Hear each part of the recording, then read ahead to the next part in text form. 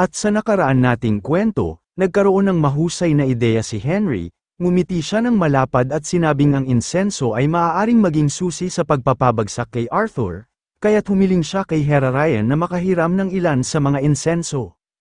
Kinaumagahan, naglalakad sa kagubatan sina Ban at Hagler, patungo sa lugar ng pagsasanay. Lumingon si Ban kay Hagler at tinanong kung ilang taon na ang anak niya. Nagulat si Hagler, ngunit sinabing 4 na taon na ang kanyang anak na si Nia. Ngumiti si Ban, at sinabing ang anak niya ay nasa kaibig-ibig na yugto. Sumang-ayon si Hagler, at sinabing ang kanyang pamilya ang pinakamahalaga sa lahat. Ito ang dahilan niya para mabuhay, at ang kanyang anak na babae ay higit na mahalaga sa kanya kaysa sa kanyang sariling buhay. Tumango si Ban at ngumisi, sinabing huwag na huwag niya iyong kalilimutan. May pagmamalaking kinuyam ni Hagler ang kamao, gusto niyang maging isang ama na maipagmamalaki niya. Biglang ngumiti si Ban nang may pagkamisteryoso, pinaalam niya kay Hagler na dito sila magsasanay ngayong araw. Umagos ang pawis sa noo ni Hagler, at nanlaki ang mga mata sa hindi inaasahang pagtatagpo. Sa harapan nila, isang buong guild ng mga bandido ang naghihintay sa kanila, ang kanilang presensya ay ramdam sa buong paligid, kabilang sa kanila ay isang lalaking nakasuot ng kahel na kamiseta. Lumabas mula sa likuran ng grupo ang isang lalaki, nakangisi ito at sinabing matagal na silang hindi nagkikita ni Hagler. Si Count Dalio, ang lalaking muntik niyang patayin matapos itong manggulo sa kanyang asawa. Lumingon siya kay Ban, naguguluhan at kinakabahan, hindi niya maintindihan kung bakit naroroon sila sa lugar ng kanilang pagsasanay. Si Hagler ay isang kabalyero, na-scout siya ng bahay ng isang count dahil sa kanyang mahusay na kasanayan. Ngunit ang count ay umibig sa kanyang magandang asawa, si Sonia, at nahuli na sinusubukang gumawa ng isang bagay na marumi sa kanya. Sinasabing muntik ng bugbugin ni Hagler ang count, kaya siya ngayon ay tumatakas at nagtatago sa mga maharlika. Ngumiti lang si Ban, kinumpirma na yun nga si Count Dalio, ang lalaking binali niya ang paa bago tumakas. Ngunit hindi pa rin maintindihan ni Hagler kung bakit dinala ni Ban sila rito. Pero seryosong sinabi ni Ban na hindi nila kailangan ng isang tao na maaaring magpigil sa kanila, at oras na para ibaon niya ang nakaraan o mamatay sa pagsubok. Napagtanto ni Hagler na isa itong pagsubok, sina Henry at Ban mismo ang sumusubok sa kanya. Habang tinititigan sila, sumigaw si Dalio na hindi niya hahayaang agad na papatayin si Hagler, kundi itatapon muna niya ito sa hukay. Hindi na nag-aksaya ng oras si Hagler, tumalon siya sa labanan, isang tao laban sa isang buong guild ng bandido. Itinaas ng mga lalaki ang kanilang mga espada nang utusan silang patayin si Hagler. Ngunit sa bawat hampas ng kanyang espada, kumikislap ito sa enerhiya at apoy, isa-isang bumagsak ang mga kalaban. Pagkatapos agad niyang itinaas ang espada na nabalutan ng aura, at malakas na hinampes ang lupa hanggang sa ito ay nagkabitak-bitak. Napansin ni Hagler na mabagal ang kilos ng kalaban kung ihahambing sa kanyang guro na si Ban.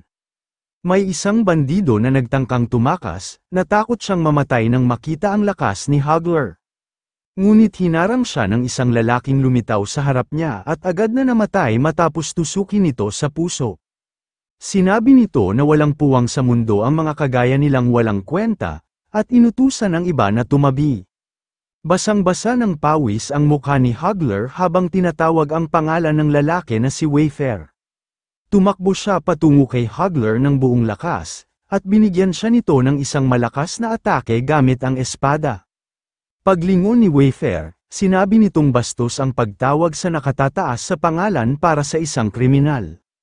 Bumagsak si Hagler sa lupa, may dugo sa bibig, at puno ng kahihiyan. Itinuro siya ni Dalio at sinabing nais niyang ibigay kay Wayfair ang pamilya ni Hagler bilang isang alipin. Napakunot noo si Ban, naiisip niyang kung hanggang dito na lang ba talaga ang magiging wakas ni Hagler. Ngunit, naglaho ang takot ni Hagler, galit at puot ang bumalat sa kanya. Unti-unti siyang tumayo hawak muli ang kanyang espada. Nagliyab ang kanyang aura, ang kanyang mukha ay puno ng matinding galit at paghihiganti, desididong patayin ang kalaban. Sumugod si Hagler sa kalaban, nang mag-cross ang kanilang mga espada, ipinagtatanggol ni Wayfair ang sarili. Napagtanto ni Wayfair na halos madaig na siya ng lakas ni Hagler. Sa tindi ng aura at lakas ni Hagler nagawa niyang sirain ang espada ng kalaban. Hindi na pinigilan ni Hagler ang kanyang galit, kumislap ang mga mata, at sa huling hampas, pinadala niya si Wayfair sa kabilang buhay. Nang makita ito ni Dalio, nagngalit ang mga ngipin niya sa takot at inis, hindi niya akalaing matatalo ni Hagler ang superior nito. Bigla siyang napaluhod habang nakatingin sa bangkay ni Wayfair, hindi niya tanggap ang nangyari. Samantala napangiti naman si Ban, hindi niya inaasahan na magiging isang ganap na swordmaster si Hagler sa ganitong paraan. Lumapit si Hagler kay Dalio, na agad na paatras sa takot at inalok si Hagler na idaan na lang ito sa pag-uusap. Ngunit wala ng awa si Hagler, hindi tumugon sa alok ni Dalio, bago pa man siya makaganti, bigla siyang bumagsak sa lupa at nawala ng malay. Ngumiti si Dalio nang may kasamaan. Lumapit siya kay Hagler at pinagtawanan ito. Alam niyang ang tulad ni Hagler ay hindi makakagawa ng masama sa kanya. Ngunit natigilan si Dalio nang biglang lumitaw ang isang dokumento sa harap niya. Ipinakita ni Ban na ang dokumento ay isang sertipiko ng pagpapawalang sala na nilagdaan mismo ni Marquis Eisen. Ang lahat ng kasalanan ni Hagler ay pinatawad na, at anumang karagdagang paghihiganti mula sa kanya ay tinuturing hamon sa pamilya Shonan. Pagkatapos ngumiti ng malapad si Ban, tila may balak pang gagawin, sinamantala niya ang pagkakataon at tinadyakan sa gitna ng hita si Dalio at halatang may nabasag. Tuwang-tuwa si Ban matapos sipain niya mismo sa ari si Dalio. Sinabi ni Ban na pinarusahan niya ito dahil sa pagnanasa sa asawa ng iba. Kumislap ang kanyang mga mata at nais daw niyang mabuhay ng matagal ang ipis na katulad ni Dalio at patuloy na magdusa. Samantala, lumipat ang eksena sa Calivan Fortress. Nakatayo ang isang gwardya at napansin ang pagdating ni Henry. Tinanong ng gwardya kung sino siya at bakit siya naririto. Sa parehong sandali, may lumipad na maliit na bagay na dumaan sa tabi ng leeg ng gwardya, isang pilak na badge na may 3 bituin, na natanggap ni Henry mula kay Commander Asylon bilang pagkilala sa kanyang serbisyo. Ngumiti si Henry, masaya siya na makabalik sa Calivan Fortress matapos ang matagal na panahon. Pagpasok ni Henry sa loob, pinagtitinginan siya ng mga baguhang sundalo at nagsimula ang mga bulong-bulungan. Alam nilang si Henry ang maalamat na tenyente ng Special Forces sa isang espesyal na misyon, na pinarangalan ng 3 bituin, at dahil dito napahanga sila sa kanyang presensya.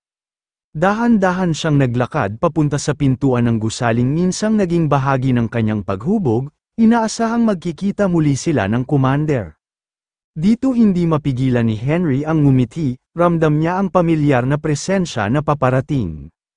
Sa sandaling yun, sumugod mismo si Commander Asylon habang hawak ang espada, sigaw ang pangalan ni Henry. Tumalon siya ng sobrang lakas at taas na para bang kaya niyang hatiin si Henry sa dalawa.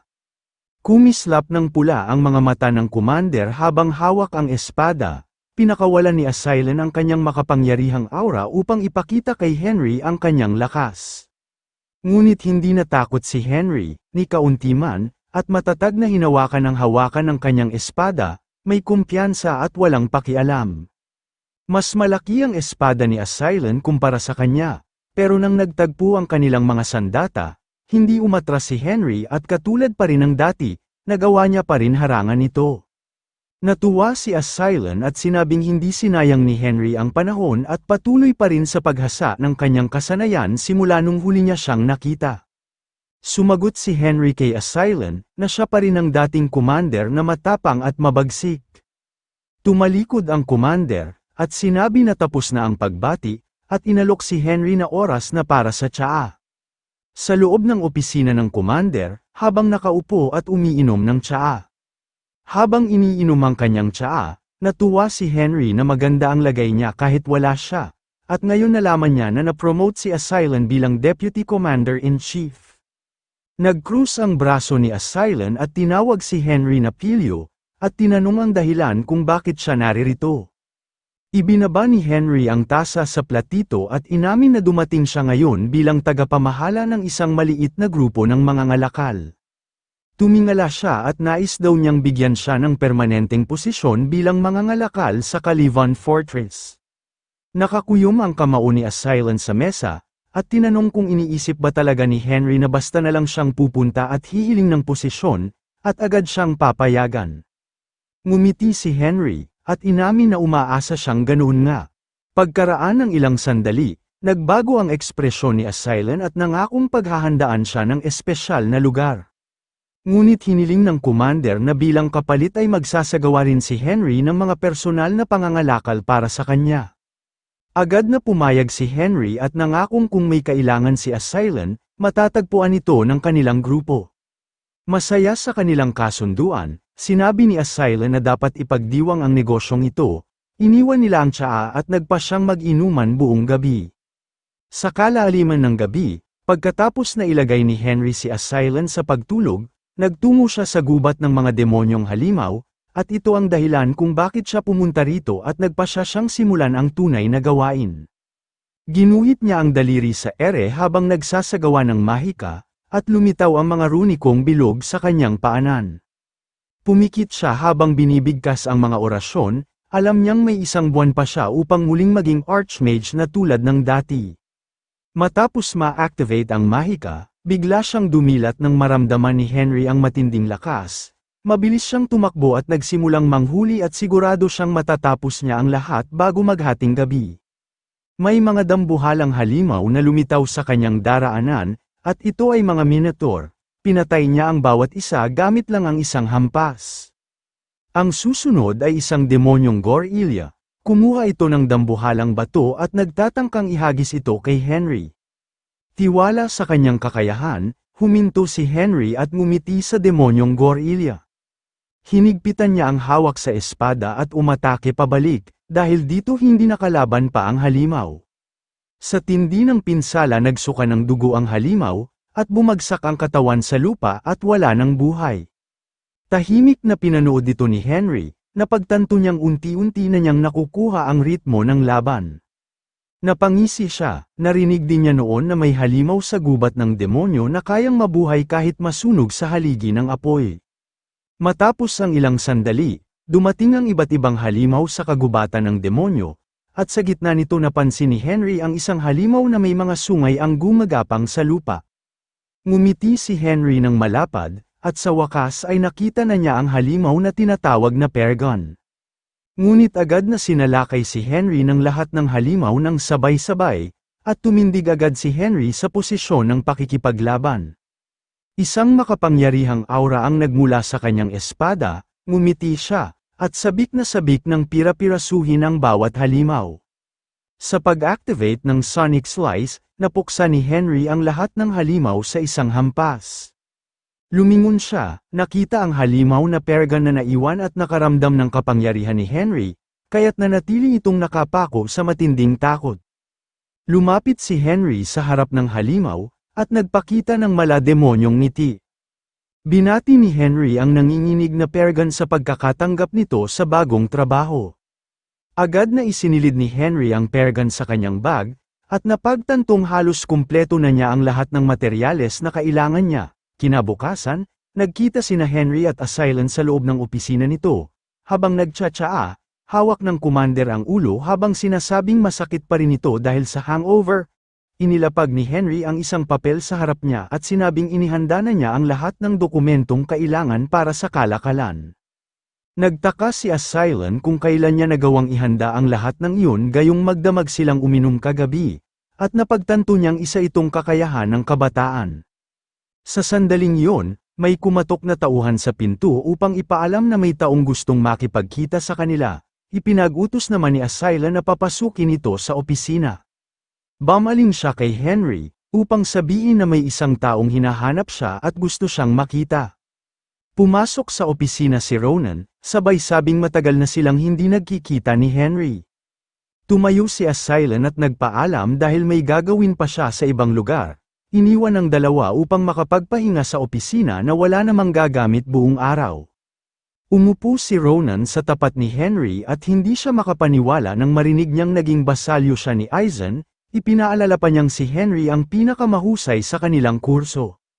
Itinuro ni Ronan ang sarili, sinabi niya na isa na siyang ganap na intermediate master, at tinanong si Henry kung anong rank na ang kanyang nakamit. Tuwang-tuwa si Henry sa muling pagkikita at sabik na marinig ang kwento ng kanyang dating kaibigan. Ikinwento ni Ronan na naging master siya habang nakikipaglaban sa mga halimaw sa level 5 area, buo ang tiwala niya sa sarili noon na matatalo ito kaya lumitaw ang kanyang aura. Sinuri iyon ni Henry, at napagtanto niyang lumitaw ang aura ni Ronan habang nasa kalmado at nakatutok itong estado, at nagpasya siyang subukan ang pamamaraang yun, bumaling siya kay Ronan at hiniling na huwag sabihin kanino man ang makikita niya. Nag-concentrate si Henry at agad na activate ang kanyang aura sa paligid ng kanyang katawan, pagkatapos tinanong niya kay Ronan kung sa palagay niya ba na awakened na siya bilang master. Pagkatapos ng kaunting pag-iisip, sinabi ni Ronan na sa unang tingin, mukhang nagtagumpay si Henry, napangiti ng malapad si Henry at inalok niya si Ronan na subukan ito sa isang sparring. Pumunta sila sa sparring grounds ng Calivan Fortress at agad nagsimula ng laban gamit ang mga kahoy na espada. Matapos magsagupaan, umatras ang dalawa ng ilang metro. Isang patak ng pawis ang damaloy sa pisngi ni Henry, at napagtanto niyang magaling talaga si Ronan sa espada. Samantala, napagtanto ni Ronan na minamaliit niya si Henry, at halos ka-level niya lang ito. Ngumiti si Ronan sa kakaibang paraan. Hiniling niyang ipapakita kay Henry ang lahat ng kanyang kasanayang natutunan sa paglipas ng panahon. Nagliyab ng kulay asul na aura ang espada ni Ronan, at pinayuhan si Henry na harangin niya ito ng buo niyang lakas, dahil handa rin siyang ipakita ang kanyang lakas. Sa pag-atake ni Ronan, muling nagbanggaan ang kanilang espada, at sinubukan itong pigilan ni Henry. Napagtanto ni Henry na mas lalong bumibigat ang pag-atake ni Ronan at hindi niya maitatanggi na lumakas nga ito. Nagpatuloy ang banggaan ng kanilang mga espada, at nagsanib ang kanilang mga aura, na naging sanhi ng matinding liwanag. Nagsimulang mabasag ang espada ni Henry, at sa ilang iglap, isang malakas na pagsabog at biglang pagkislap ng enerhiya ang bumalat sa buong paligid ng training ground. Napaatras silang dalawa. Hingal na hingal si Henry at napagtanto niyang ang aura niya ay iba sa ordinaryong swordsman, kaya't mahirap itong ihambing sa karaniwang antas ng expert o master. Habang hinihingal, nanatiling nakapwesto si Ronan, handang umatake. Napansin ni Ronan na nabasag sa dalawa ang kahoy na espada ni Henry. Nagbigay ito ng kumpiyansa kay Ronan, inakala niyang mas magaling ang kasanayan niya kaysa kay Henry. Inilagay niya ang kanyang espada sa balikat at lumapit kay Henry, sabay anyaya na dito na magtatapos ang kanilang sparring. Inakbayan niya si Henry at iminungkahing uminom sila ng matapang na alak. Inihagis nila ang kanilang mga espada sa sahig at umalis sa training ground, basag ang espada ni Henry, habang buo pa ang kay Ronan. Ngunit pagkaalis nila sa silid, biglang nagkadurog-durog ang espada ni Ronan. Ilang araw ang lumipas sa lugar ng Salguera, pinahusay ni Henry ang insenso at naging labis na nakakaadik ito, at napagpasyahan niya si Obert ang unang gagamitin na test subject. Nalanghap ni Obert ang amoy at pansamantalang nakalimot sa lahat ng nangyayari sa kanyang buhay. Maya-maya, bumagsak siya sa sahig at nararamdaman niyang masarap ito sa pakiramdam, at nagtanong kung ano ang halimuyak na iyon. May lumapit sa kanya at sinabing mas lalong gumaganda ang epekto ng pink swamp fragrance, at tama siya na gawin itong mas nakakaadik. Agad na bumangon si Obert at tumingala siya kay Henry, at napagtanto ni Henry na pareho silang malupit, at dahil iniisip niyang ito ang tamang sandali para magising na may kaunting awa. Tiningnan niya si Henry na may mapanlinlang ng ngiti, hawak ang nakakahumaling na amoy na nagmumula sa tansong bagay, at nagtanong si Obert kung sino ang nasa harap niya. Hindi sumagot si Henry, sa halip nagtungo siya sa inidoro at ibinuhos niya ang laman ng pink swamp fragrances.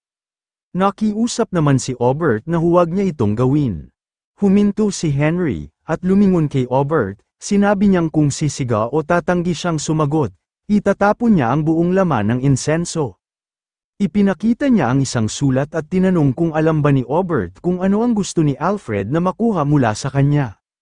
Nang hindi kaagad sumagot si Obert, binalaan siya ni Henry na hindi niya uulitin ang tanong at sinimulan niyang ibuhos ang insenso. Napilitan si Obert na sabihin ang totoo, tungkol ito sa itlog. Nakuha niya ito nang hindi sinasadya, at sinabi ng espiritista na ito ay Egg of Evolution, at hindi alam ni Obert kung paano ito gamitin.